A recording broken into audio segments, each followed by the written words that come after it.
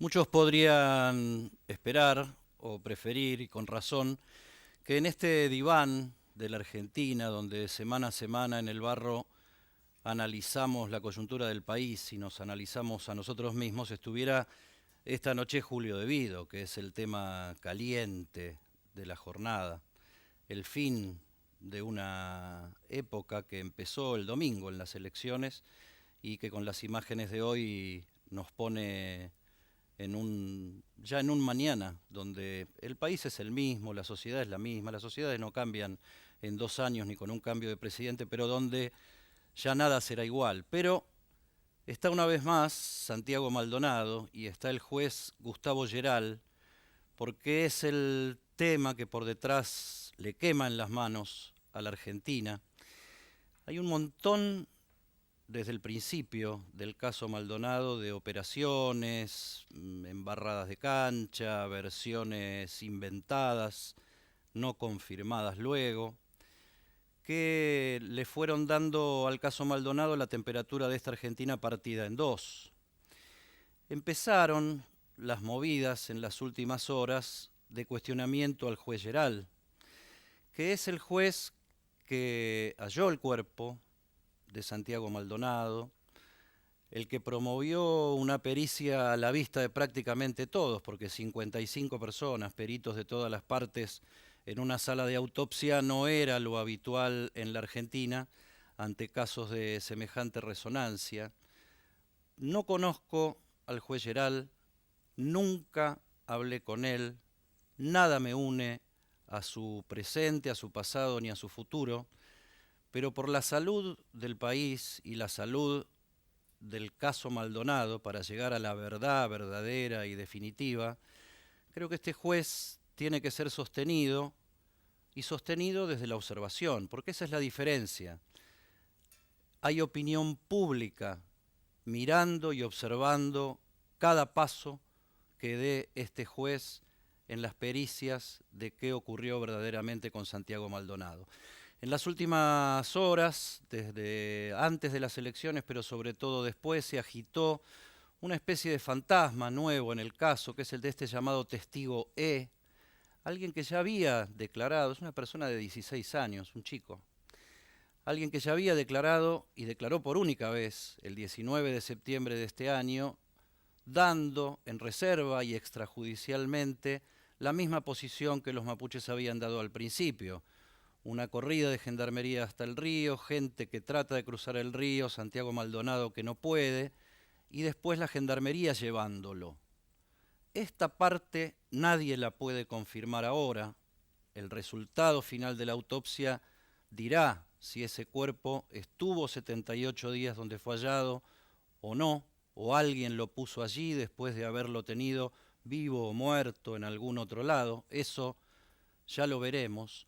Pero se inventó alrededor del testigo E que se había arrepentido, que había sido él el que con un llamado telefónico dijo exactamente dónde estaba el cuerpo, lo cual una vez más llevaba la pista de sospecha hacia la comunidad Pulov de Cuyamén, hacia los mapuches de ahí, gente rara, gente marginal, gente violenta, gente que maneja códigos muy distintos a los del resto de la sociedad argentina, pero que desde el principio se ha tratado de alguna manera inculparlos o no, cuando la cadena de mentiras de todo el caso Maldonado apuntó a la gendarmería, que no había estado, no había llegado al río, pero llegó, se confirmó después, que no había habido persecución y tiros, pero los hubo, se confirmó después, que no había habido filmaciones porque no estaba la tecnología correspondiente, pero las había habido y se vio después que se ordenaba perseguir, tirarle al negro. ¿Esto quiere decir que los mapuches no mintieron en nada?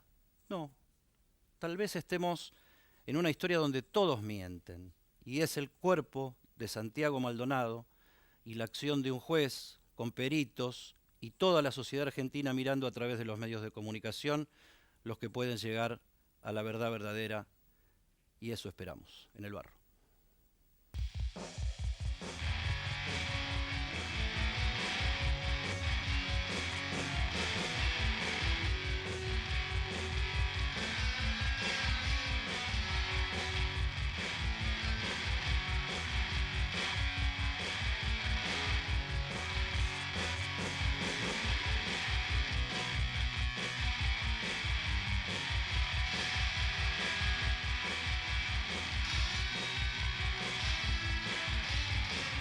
Y allá, mientras en el rincón Guillermo Celsi empieza a dibujar sus chistes de fin de programa, arrancamos en el barro con dos invitados: Ignacio Zuleta, periodista, analista político; Hugo Aime, analista político también y de opinión pública, consultor de opinión pública.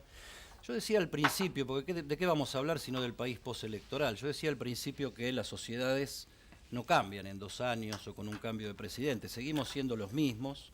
El país social y el país productivo sigue siendo el mismo, pero después del domingo tal vez nada vuelva a ser igual. ¿Qué cambió el domingo, Zuleta? Yo coincido con la primera parte de tu observación. Creo que las grandes tendencias del voto, la conducta de las familias políticas de la Argentina están planteadas hace rato, están planteadas en las PASO, están planteadas en 2015, si querés, en las legislativas del 2009 y 2011, 2013. No creo que lo que cambia es el paso del tiempo. El tiempo va obrando sus efectos. No es lo mismo la confusión que existía en muchos observadores de adentro y de afuera sobre la suerte de este proceso antes de las legislativas que después. Es decir, puede volver el cristinismo. Eso era una pregunta que con más o menos ciencia se le hacían al gobierno acá y cuando salían afuera en viajes de negocio. Hoy día esa misma gente dice, bueno, hay una ventana de 6 años, probablemente sea el lapso en el cual una inversión de mediano plazo es recuperable. Vemos esto con mayor tranquilidad. Esa pregunta ya no se hace tanto como que fue una pregunta que molestaba mucho al gobierno. Se le hicieron al presidente cuando hizo viajes con distintos grados de crudeza. Va Cristina presa, le preguntaron, claro, ¿vuelven estos marcianos? ¿Cuánto peligro de pasado, entre comillas, tenemos? Claro, la solidez del proceso, que creo que si uno descrema el marketing, y descrema la publicidad y la pirotecnia de la ocasión,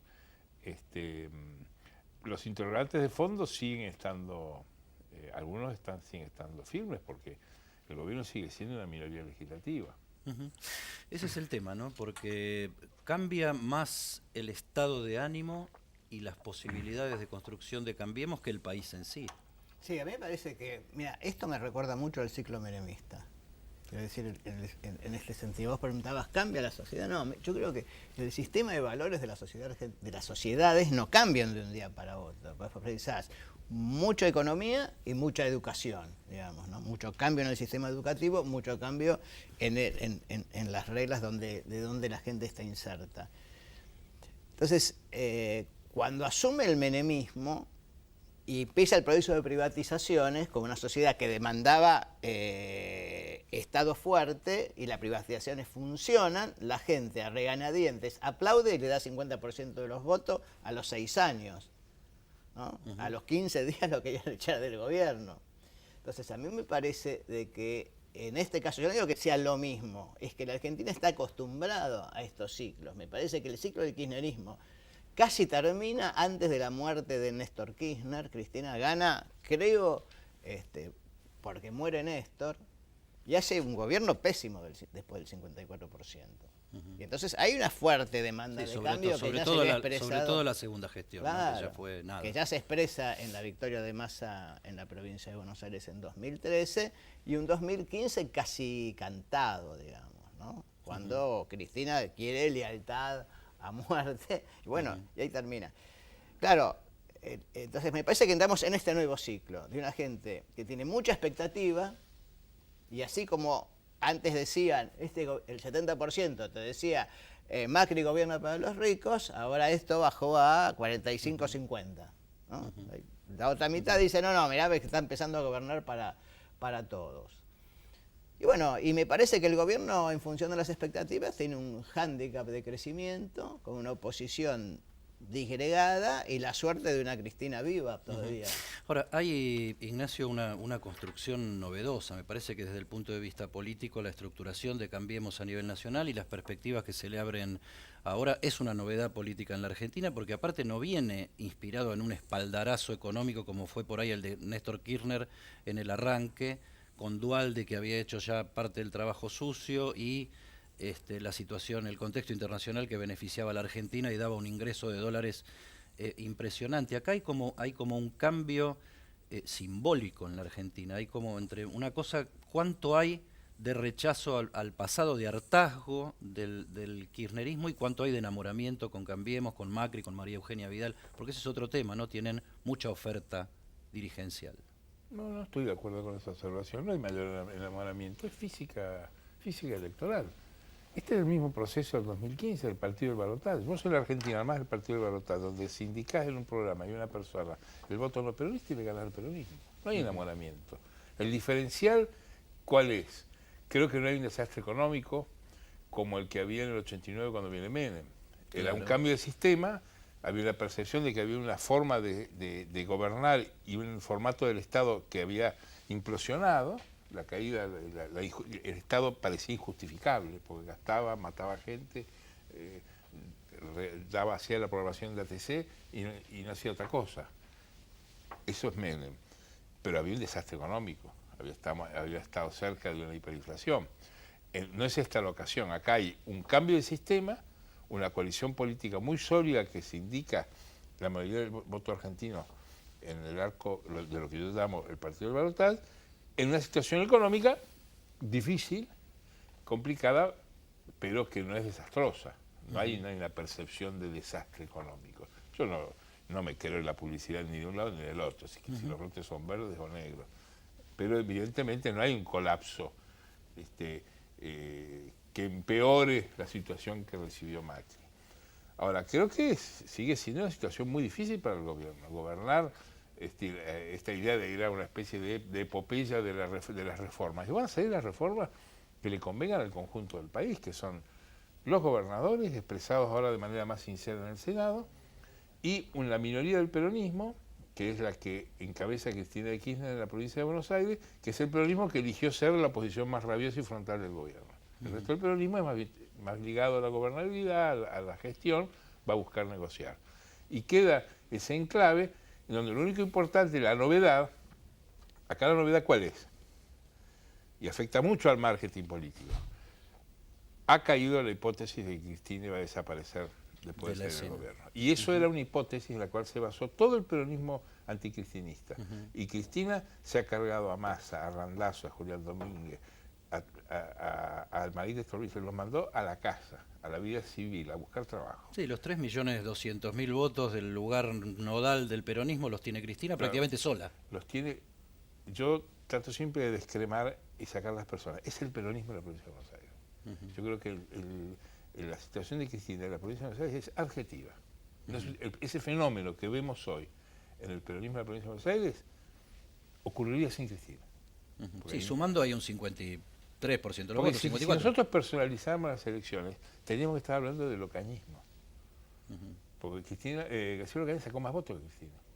Más votos que Cristina. Fue la más votada de la provincia. Y nadie habla ni de Ocaña, ni del proyecto Ocaña, ni de Ocaña presidencial, ni del partido de Ocaña. No, y si hablas de Ocaño, enseguida hablas de Fernanda Vallejo, que era lo piantavotos. No, pero quiero decir que si uno no hay que dejarse impresionar por las personas. Las personas, claro, Cristina Kirchner es una persona muy estridente, pero el problema es que hay que mirar al peronismo, no hay que mirar tanto a las personas, no hay que mirar tanto a Macri, hay que mirar a la coalición del partido del balotaje, porque ese es el sistema, y las personas son anecdóticas en el sistema. No importa tanto ni lo que quieren ni lo que desean. El peronismo se muestra hoy atomizado, con ese liderazgo que permanece de Cristina, digamos que es la que más votos en soledad concentra, y una coalición de gobierno que empieza a convocar al diálogo, y un diálogo donde se ve también una construcción política hacia adelante. Sí. Bueno, ese va a ser el intento del gobierno. También los gobernadores van a buscar ese diálogo porque necesitan gobernabilidad. Creo que una primer discusión donde vamos a ver si esto es fructífero o no va a ser la discusión sobre el presupuesto, porque ahí los gobernadores necesitan fondos para las provincias para 2018, y yo creo que los gobernadores, si hay una buena negociación sobre el presupuesto, todo el tema de reformas se la van a dar al gobierno, la reforma política, la reforma fiscal se la van a dar, en tanto pueda arreglar el tema del presupuesto y los fondos hacia las provincias, si no la cosa se va a trabar.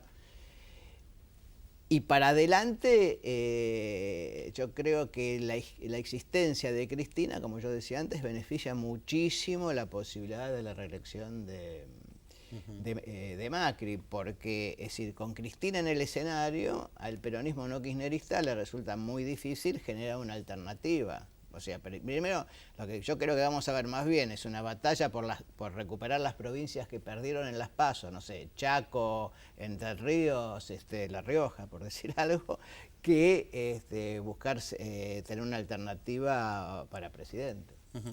Ignacio, un poco la mezcla del exitismo y el aura triunfal que te dan los votos, y por otro lado la subsistencia de Cristina como una líder política visible, pero rodeada, deteriorada, sola. Veremos cómo se desempeña en el Senado. Esa coyuntura, aparte de la habilidad que pueda tener Cambiemos, le da la posibilidad de agrupar a sectores del peronismo, incluso para prometerles que va a ser el liderazgo de Macri el que termine definitivamente con Cristina, porque mucho peronismo quiere que se acabe. Yo no lo personaría, no es Cristina, es el peronismo. El peronismo subsiste sin Cristina.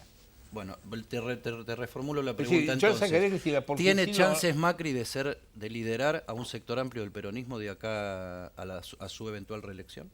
No, Macri es lo que es porque se montó en la opción del no peronismo, y lo ha dicho él desde el 2013. Macri, en la novela Macri hay que incluir un gran cambio de conducta, un cambio de conducta, que fue cuando él deja de ser el hombre que en el 2003 fue candidato a jefe de gobierno de la ciudad por la lista PJ Capital de Duarte, al 2013, donde él gira y se encierra en una pieza con Ernesto Sáenz y Alicia Carrero, que son el epítome del antiperonismo argentino. Porque él se da cuenta de que es el final del sueño de Duhalde. ¿Cuál era el sueño de Duhalde? Era un sueño de Duhalde, la verdad, que se lo trasladaba a Macri. ¿Cuál era el sueño de Macri durante 15 años? Yo voy a ser el candidato presentable de un peronismo de impresentables. Me van a venir a buscar a mí. En el 2013, él debe haber pensado, yo lo digo en mi libro, Macri Confidencial, me consta, pero no lo tengo entrecomillado, si a Massa lo trataron así en el peronismo, ¿qué no me van a hacer a mí? Si a Massa, que era la esperanza blanca, lo matan, ¿qué me lo van a hacer conmigo? Sí, y ahí pero suceden... Ahora, ¿a dónde voy? Yo sé dónde vas.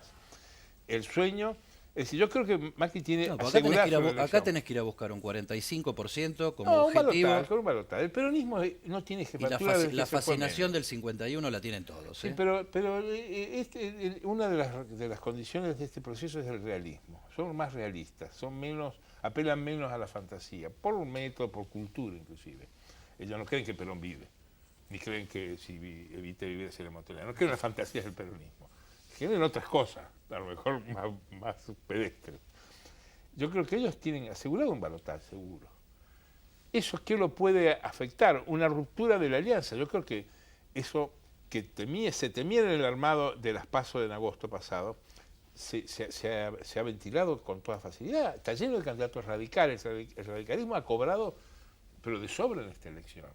Va a tener 6, 7 candidatos a gobernador, algunos de ellos ganadores en el 2019. O sea, le dan la gran cuña de apoyo que no le da el PRO a Macri.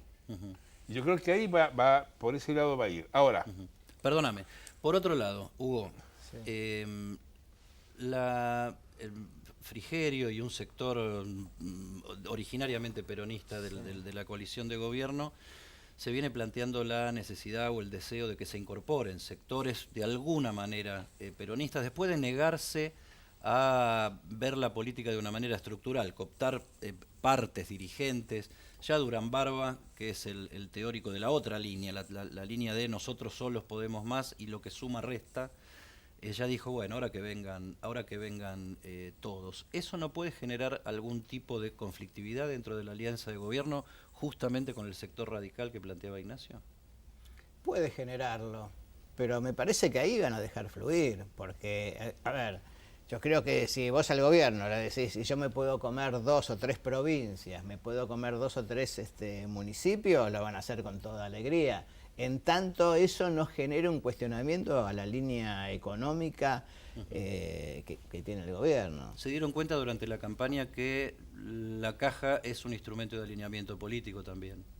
Bueno, yo te digo, yo he trabajado en algunas provincias y yo te diría que el gobierno es suave en las formas hacia afuera, pero la negociación con los gobernadores es muy duro. Durísimo. Es muy duro. O sea, yo conozco campañas que han tenido que ser bajadas porque han dicho no te mando la plata, sino, o sea, es decir, el gobierno, digamos, con toda la cosa del peronismo y Perón dijo y Macri lo nombra, pero objetivamente intentan ejercer muy fuertemente el poder. Entonces me parece de que, como dice Ignacio, el peronismo va a seguir existiendo como tal, pero hoy, digamos, los tiempos son muy favorables al gobierno por un tema que tiene que ver con la caja.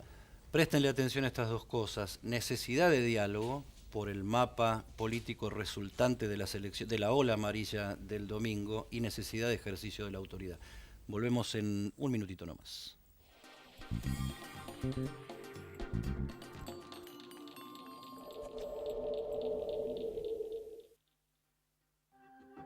Disfrutar está bueno, ¿no?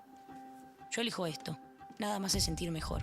Disfruto la adrenalina, que corre a toda velocidad por mis venas. Disfruto la euforia que me produce y esa sensación de querer más, más y más.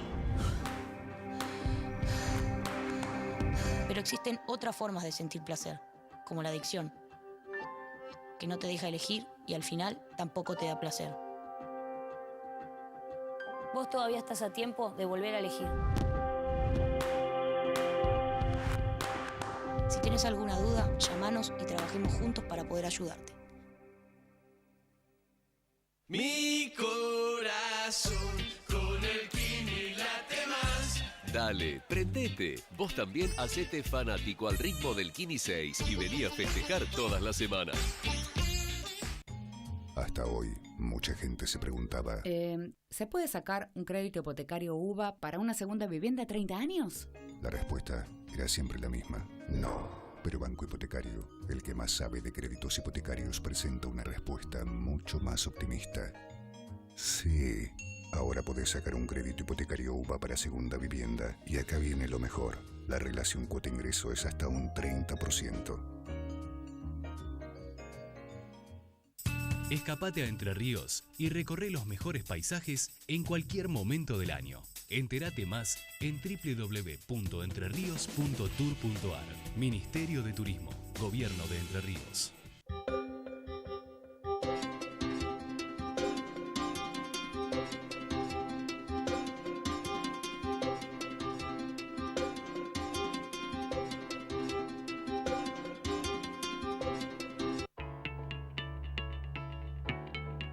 El gobierno de Morón ya inauguró el primer destacamento policial en Plaza Alsina, Villa Sarmiento.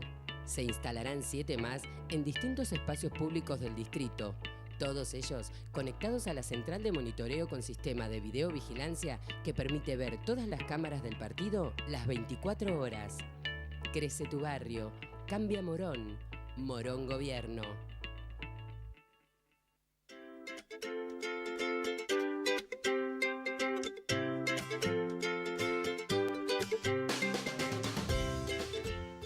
Queremos estar con vos. Proyectemos juntos. Macro, tu banco cerca, siempre.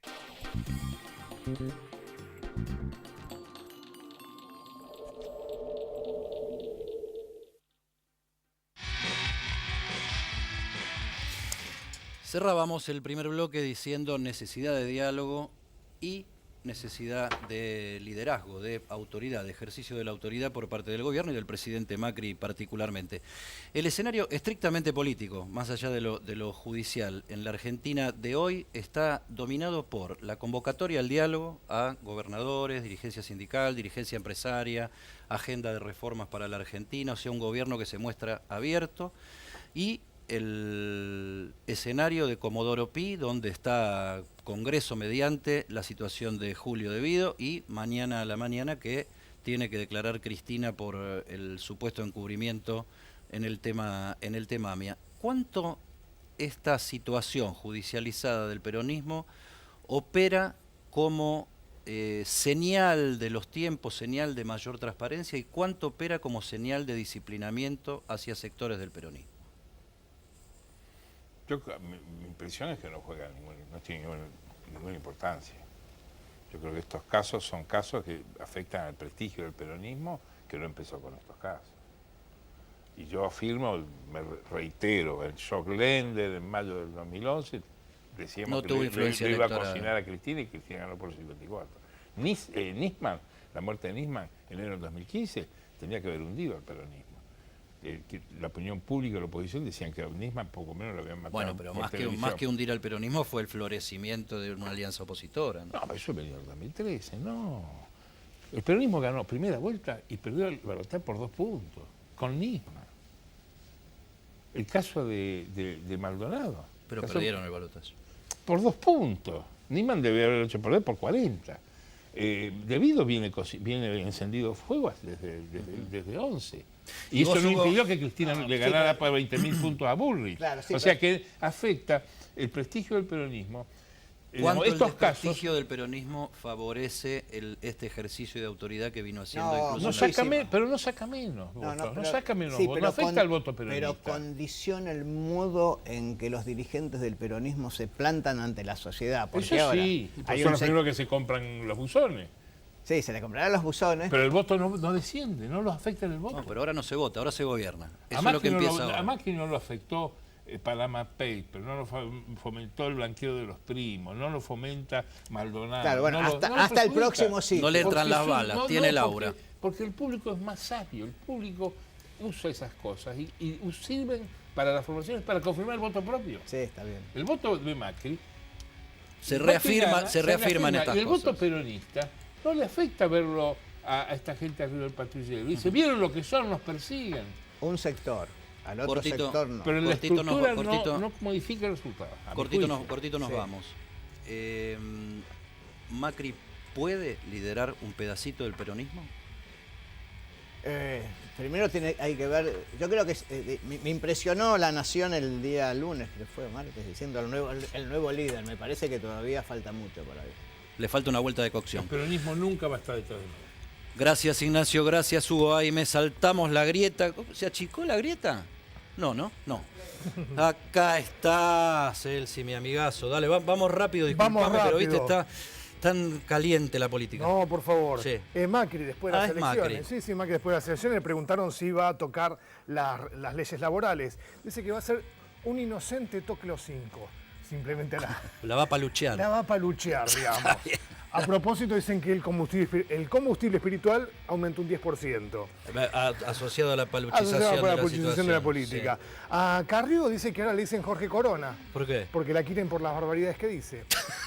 ¿Y este quién es? Este es Esteban Bullrich, que le dedicó su campaña a quien le dio el eslogan. Esteban Bullrich, ¿no sé que van a sacar una Marcel remera que Marceau. dice yo te